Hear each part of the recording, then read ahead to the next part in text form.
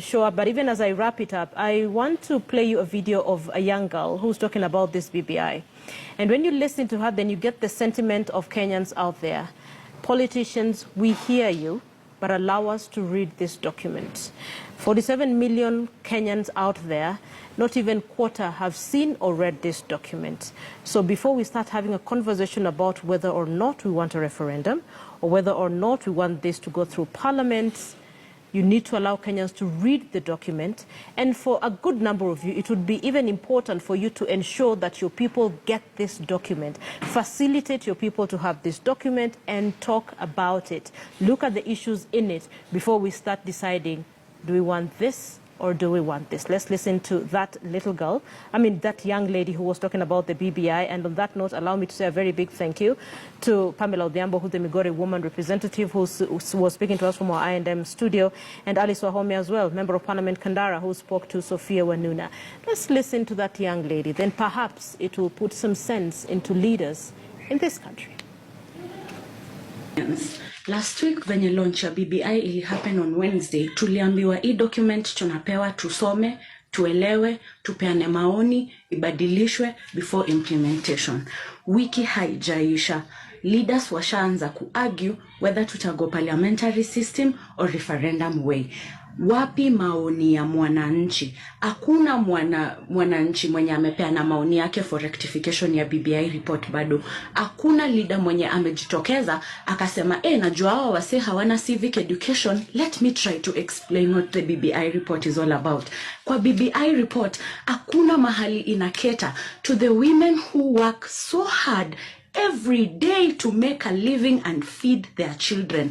No, BBI report imekuwa structured ku benefit leaders. Wase wenye wanafaa ku benefit from iyo report washaanza ku argue about report yenyewe. Nika wenyewe hata wa understand iyo report. What's the point of Wakenya kusupport iyo report manze? Hii mchezo yenye tunachezewa imetosha. Tunafaa kukumbuka article 1 of the constitution inatupea sovereign power na supremacy in this country. Kenyans, we have the power as the people. Do not think I'm just talking to the youth who are unemployed ama wase wanasafa huku kwa ghetto na slums. I am talking to all Kenyans. It does not matter where you live. It does not matter where you come from. It does not matter what you do for a living. It does not matter how expensive your clothes are right now. Kama mtoi wako amekuitisha kitu in the past few days na umeshindwa kumpea, I am talking to you. Kama uko worried mtoi wako anaenda shule Januari na ujimali school fees itatoka, I am talking to you. Kama biashara yako haijakuwa ikithrive for the past few months, I am talking to you. Kama umeweka gari parking kwa sababu huwezi afford fuel, I am talking to you. Kama haujanunua kiatu mpya in the past 2 weeks, I am talking to you. Sisi wote tuna feel pinch ya hii economy na economy inatumada. Countries zingine sahi wana discuss how to improve trade in their countries, how to improve their technological systems. Kenya tunafaitia nini? Positions of political leaders, PM position and what not. Inatusaidiaje kuimprove our economy surely? BBI report haija mention anything of how wewe kama Mkenya utapeleka mtoi wako shule next year bila kuworry, utaeka food kwa meza yako bila kuworry. Manze, it's time that we stopped entertaining this nonsense. We have been oppressed kwa sababu we allow these people to oppress us.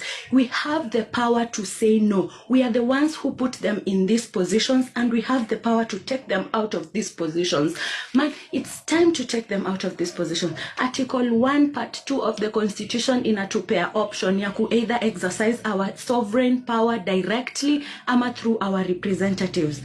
Our representatives hawa to represent. Hakuna leader mwenye ana represent sauti ya Mkenya sahi. Wote wana represent their selfish gains. And it's time to exercise our power directly. It's time for us to take back this power. It's time for us to do something about it.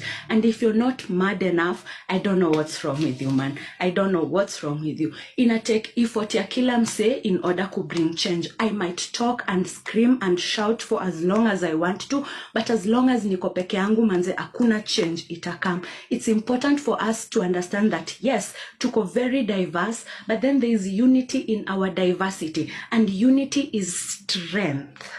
It's time for us as Kenyans to unite.